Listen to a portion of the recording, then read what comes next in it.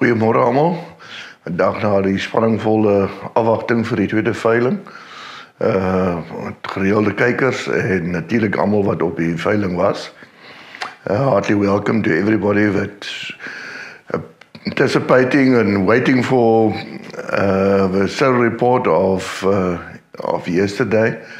I think there's a lot of people was anxious, especially because of my letter that went out to all the participants in the sale, and I was very worried about the sale itself. And I think at the end, if results was acceptable, it's not good. But if you offered me that on Monday morning, I would have accepted it. So we are thankful for what has happened. I prayed a lot and it worked. But this morning we're also going to welcome one of our buyers. He's not just one of the buyers, he's the biggest buyer of Mohair currently in the world. He nearly bought 50% of the sale yesterday. And so on the first sale as well. And Samil trading is always one of the biggest between himself and Stukken, the two processors in South Africa. And between the two of them, they process more than 80% of the world's production. So it's important to hear what he's got to say, and especially with he's such a big role player at the moment. It started from last year already, or last season already. Usually he and Stukken is more or less buying the same quantities, but he's really taking a huge step and buying quite a lot of Mohair. And we're looking forward to hear from him. What is his forecast for the market and what his opinion is of what is happening. And so just bear with me. I'll do the rest of the presentation, and then we'll start with Evert Vermeulen. Yesterday, the circumstances is basically the same as on the first sale. The world is still in turmoil. The economy of the world is still in turmoil, so nothing has changed. The market came down we quoted with about 3%. I see the most of Africa quoted about 5%. I had a 5% written drop in my catalog, so I was very careful not to drop more than 5% on a specific valuation. So let's agree that I think it was a little bit less than 5%. And we sold just over 80% of our offering. If you look at in the slideshow on the first slide, you see 424 lots offered, 344 were sold. That's on 80% on the dot. As I said, there was a bit of after sales that went up to 87%. And it's interesting to look at that lots offered, that the buyers and the brokers that come into agreement that we won't offer more than 700 lots per sale, with no limit on the lots, except you can't put more than 10 bales in a lot. And we had a few 10 bale lots yesterday. You will see House of Fibre is allocated 420, so it was just over that, and we will stick to that limit. If you look at the next slide, price movement, we have only one quoting the younger, it's up with 1%. I was also pleasantly surprised when I looked at my stats when I got it, but I've learned now that what my perception is and what the stats say. The stats is usually the one that is the truth. I think it's a little bit to do with that the quality of the young goods on the first sale wasn't on the same level as the quality on this sale. So there's a slight increase in price. We quote kits as unchanged. I see most of Africa quoted as 1% up. But the kits sold good, there's a good demand for kits, especially the finer kits. When we look at the microns, you will see that it will be the 26, 27 micron kits that went up. The real fine stuff was more or less unchanged. Adults, we quoted down with 1%, but a lot of adults was between 3 and 4% down.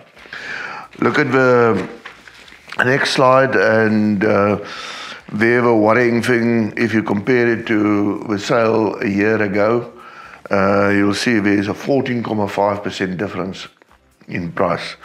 That is quite worrying.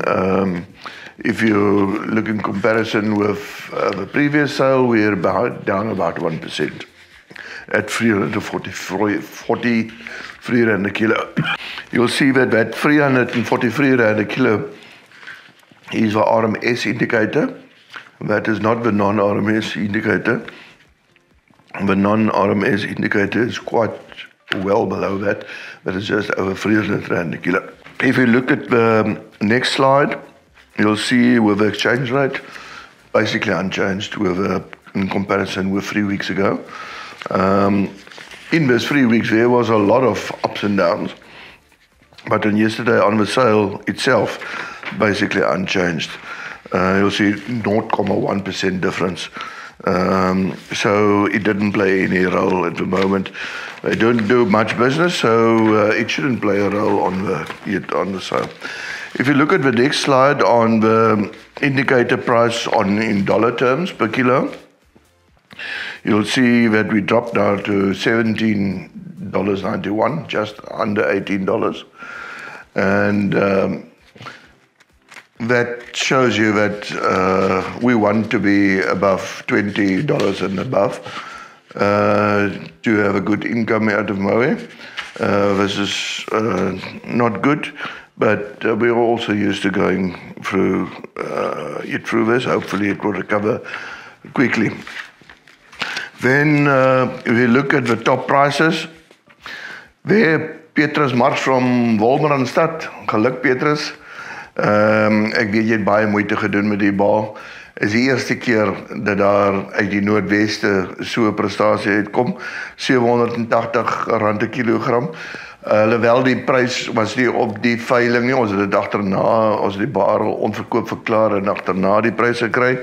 Maar baie geluk Petrus, dit was regtig 'n uitstekende bal.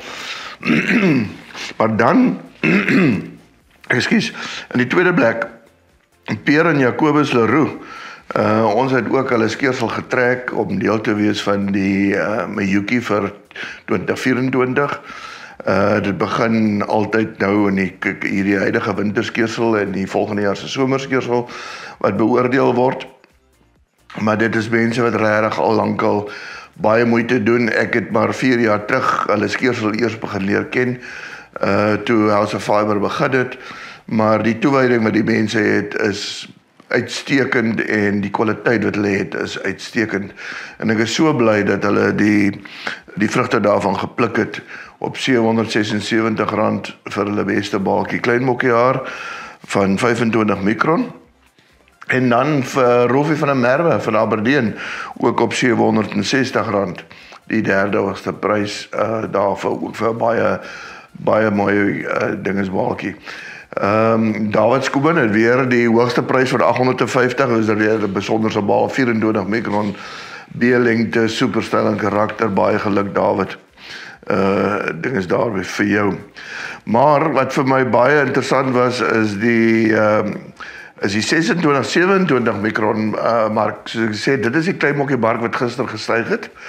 En daar het Pierre en Jacobus Leroux weer die eerste prys en 'n hoër prys gekry as hulle 25 mikron baal op R778. Superstyl en karakter, baie geluk julle. Very proud of our House of Fibre bin there, second highest is 671. En Dolf van Vieren van Willowmore of Rietbron. Dolf, baie geluk. Ek weet jy was nou ook by jou gepraat het, was jy ook baie op jou senuwees. Het baie goed gegaan gister met jou op R668 vir 26-27 mikron bal.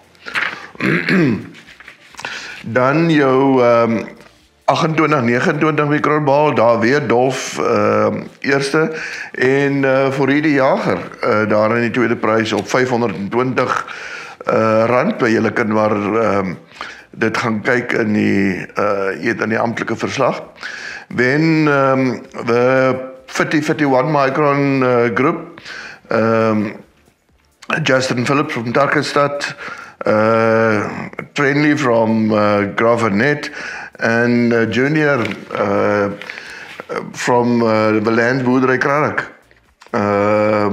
Julle is daar gelyk almal saam at R355.20 for your 51-52 micron young goats.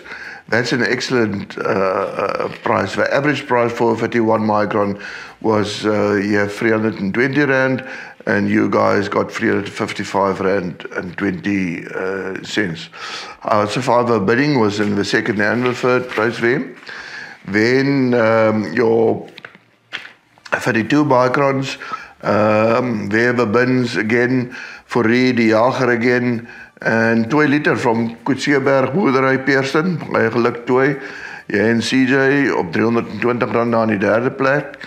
And then the 53-54 micron, daar is so Jackie Nel van Somerset Oos, the Agro Trading en dan Kobus Moelman, daar gesamentlik in die eerste plek op R287 per kilogram. Then the 55-56 micron group of there was a lot of farmers that got the same price there, R274.10, and then the stronger young goats where Andries Botha from Kareekrans Boerdery, Koetsieberg Boerdery again, Jackie Nel again, Vyver Trading again, and Brighton Farming. Allemaal op dieselfde prys op R265, ding is rand 10.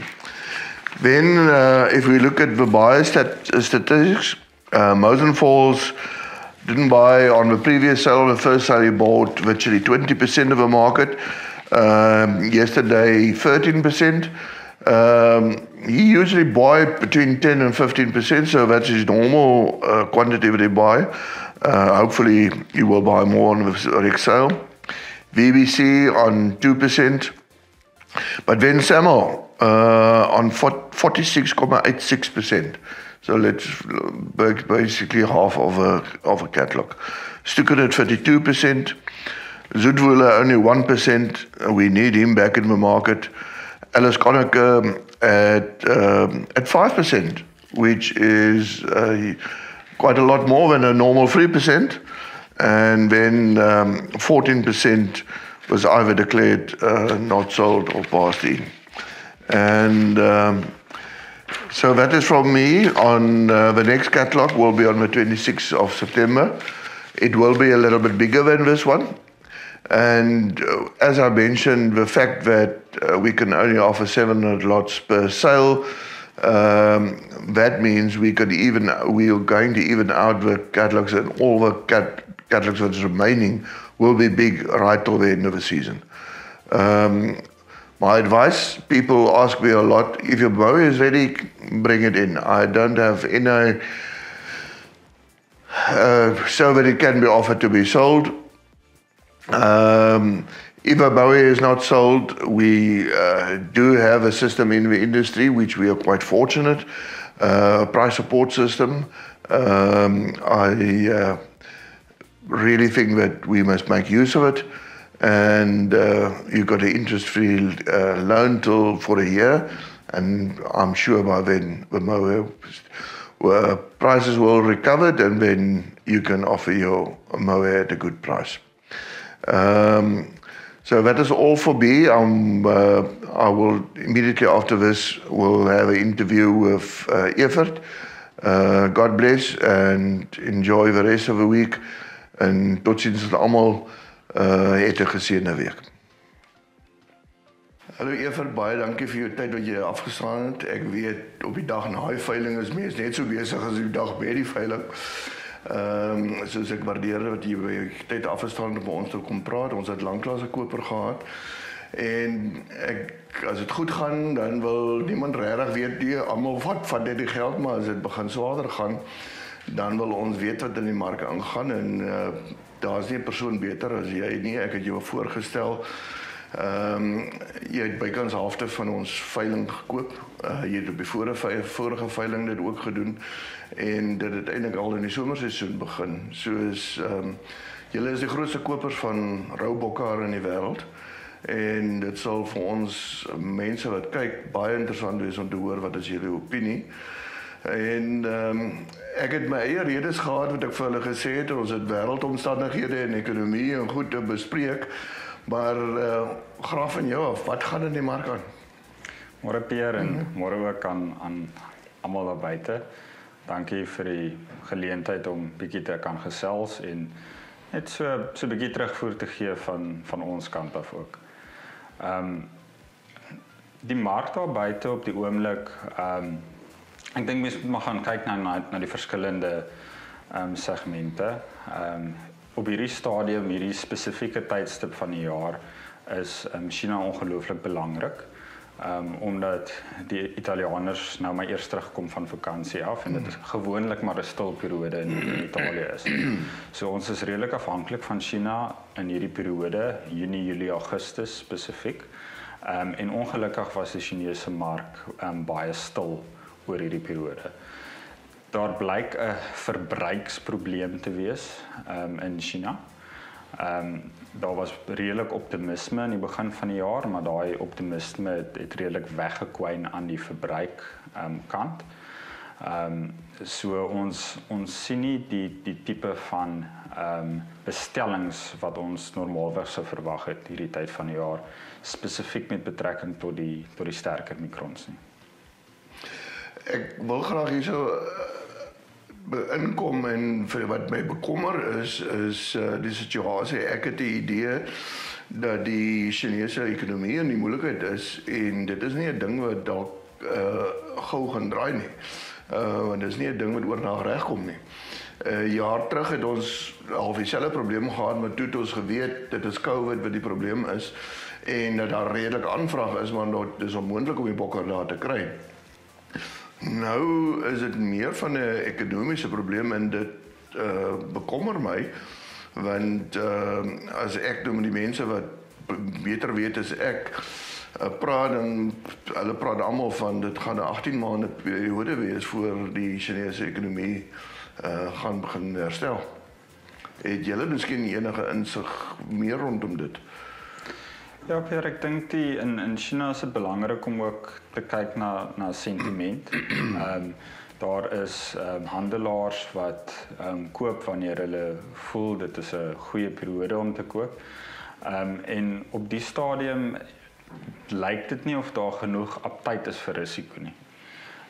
Daar is verskillende faktore wat inwerk daarop. Die swak Chinese geldeenheid vergelyking met die dollar speel 'n groot rol. Want omdat die transaksies vind in dollar plaas, maar dan word dit oorgeskakel in die Chinese geldeenheid, die renminbi. En dieselfde geld in Japan ook. Hulle geldeenheid het geweldig verswak teen die dollar. So dit maak dit vir mense moeilik om dan nou dieselfde dollarprys te betaal en dit sit geweldige druk op dollarpryse. Julle koop baie sterk in die mark en dit was so ook 'n jaar terug gewees dat toe die grootbokhaarmark gesukkel het, was julle die heel eerste mense wat ingekom het in die grootste deel van die grootbokhaarmark dinge is ingekoop. Enige spesifieke redes daarvoor of bou julle ook maar 'n bietjie voorraad? Ja, ons kom uit 'n periode waar daar baie min grootbokhaar op aanbod was. Verlede jaar het ons by sekere van die veilings minder as 15% grootbokke gehad op aanbod. En dit het ook daartoe bygedra dat die grootbokprys dan nou dramaties gestyg het. Nou is daar meer beskikbaarheid, dit is die beter veldtoestande daar buite en dit is normaalweg 'n goeie periode om groot bokhaar te koop. Dit is maar 'n risiko wat mens neem. Dit is nie ek dink dit is duidelik uit die veiling gister dat daar nie baie vaste bestellings in die boeke is nie. So mens neem maar 'n posisie op grond van jou voorraad en dan dit is maar wat ons basies op die grootbok gedoen het gister. My persoonlike opinie oor prys is dat ons nou basies op dieselfde vlakke is as dit verlede jaar was, voor daar 'n draai gekom het in die mark. Ek gaan my kliënte aanbeveel om nie verder hulle bokker te laat goedkoper word nie. Maar ongelukkig is baie van ons kliënte in 'n posisie om nie altyd dit te kan terughou nie. Wat is julle opinie rondom prys? Ek dink prys is altyd relevant oor 'n periode van tyd. So op die stadium lyk dit of grootbokke goedkoop is in vergelyking met wat dit was in Maart maand. Maar mense moet maar gaan kyk na 'n 2-3 jaar gemiddelde en dan jou berekeninge op grond van dit baseer. Kyk na wat jy afskeer en kyk wat is jou inkomste per bok. Ek dink die meerderheid van produsente gaan beter daaraan toe wees om meer af te skeer al is pryse laer op die oomblik in terme van inkomste per bok in vergelyking met waar ons was 2 jaar terug gedurende daai droogteperiode. Om te bespiegel en te sê okay, wanneer gaan pryse draai, niemand kan dit sê nie. Histories sal kopers begin spekuleer na die einde van die jaar se kant toe. Miskien vroeg volgende jaar voor of na die Chinese nuwe jaar. Maar daar's baie faktore wat kan inwerk. Op die stadium is die rand baie swak. Ons weet dit. Ons verwag dat die rand gaan sterker word tot en met aan die einde van die jaar. So mens moet dit ook in ag neem. Ek dink ook 'n mens moet holisties kyk na jou skeersel. Op die stadium verkoop die fyn en die klein bokkie segment baie goed.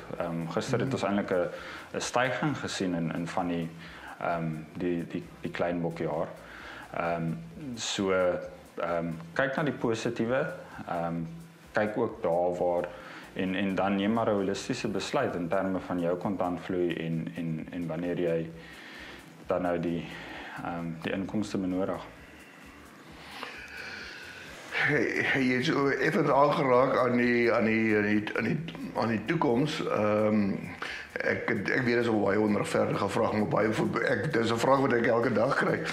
En my siening is min of meer dieselfde as joune. Ek glo nie daar gaan enigiets dramaties gebeur moontlik na die einde van die jaar toe nie. Maar sal ons teen die huidige vlakke daarom nog kan besigheid doen tot die einde van die jaar toe? Ek dink die belangrike ding is dat die bokhaar verkoop. Dit stuur nie 'n goeie sein aan 'n koper of aan 'n finale verbruiker uit as jy 'n groot onverkoopte persentasie het op 'n veiling.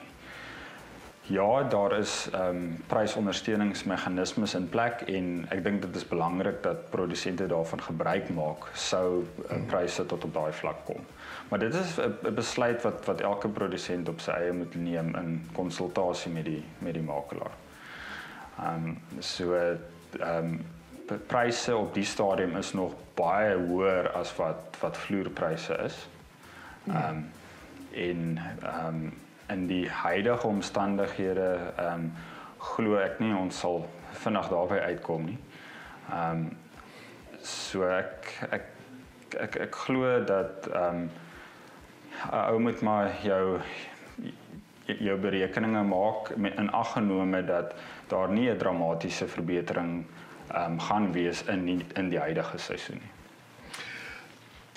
Om net af te sluit, ek het so min wat ek 'n koper ding hier het en ek word baie gekonfronteer rondom die wisselkoers die effek. Omdat bokhaar nooit noodwendig die onmiddellike wisselkoers verspeling weerspieël op 'n veiling nie. Maar dit speel tog 'n groot rol van 'n koperspunt af. Hoe interpreteer julle wisselkoersveranderings? Die rand word verswak, hoe beïnvloed dit julle, of die rand word versterk? Hoe lank vat daai periode voordat julle beïnvloed? Ja, ek dink dit is 'n interessante vraag en ek dink ons moet bietjie gaan stil staan by die dollar en dollarsterkte veral. Ons weet die dollar is baie sterk vanweë die rentekoerse wat soveel opgegaan het in Amerika. Dit het natuurlik alle ontleikende geldeenhede onder geweldige druk geplaas, nie net die rand nie, maar ook ander geldeenhede soos waar ons handel dryf in China en Japan, hulle geldeenhede is onder druk. So dit en ons dit lyk of ons nog 'n geruime tyd in daardie omgewing gaan wees. Soos ek gesê het vroeër, ons dink die rand is onderwaardeer op die stadium. So wanneer 'n mens dan vooruit beplanning maak en jy dink voorraad wat jy nou aankoop, gaan jy eers in Januarie of Februarie verkoop, dan moet jy dit in ag neem. Die hoë rentekoerse is natuurlik ook 'n groot kopseer. Want ons draai ons voorraad op die stadium baie stadig. So jy kan ten minste 5% bysit by die pryse wat ons gister betaal het, net op grond van die rente wat ons gaan dra tot wanneer ons daardie voorraad verkoop. So die effek van 'n swakker rand in die langtermyn is natuurlik voordelig in terme van randpryse. Ons wat prosesseerders is, maak dit ook maar seer aan die ander kant, want ons moet baie van ons parte invoer vir ons masjiene. As ons 'n nuwe masjiene wil koop, moet ons dit in euros koop of in dollars koop.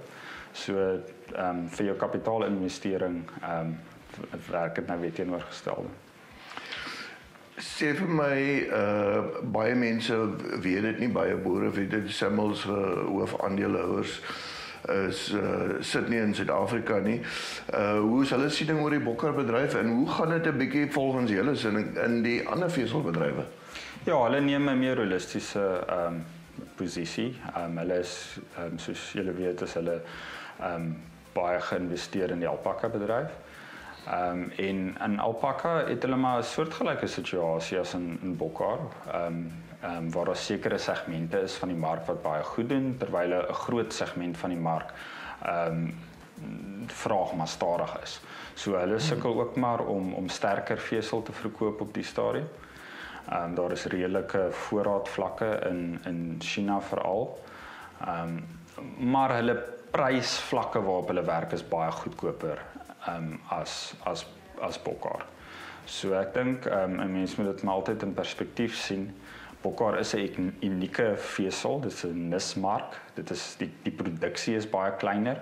Jy praat van 'n derde produksie in bokkar, kaapbokkar as jy dit vergelyk met alpaka. So en bokkar is baie versatile. So op jou, soos ons nou gesien het, ons kleinbokkie segment doen baie goed in die stadium en blyk nie so geaffekteer te wees soos wat die groot bokke is nie. Om af te sluit, jou familie is self bokkarboere, wat se boodskap het jy vir ons boere daar buite kan? Sal jy nog aanhou met bokke boer of wil jy minder maak? Doen jy somme? Ja.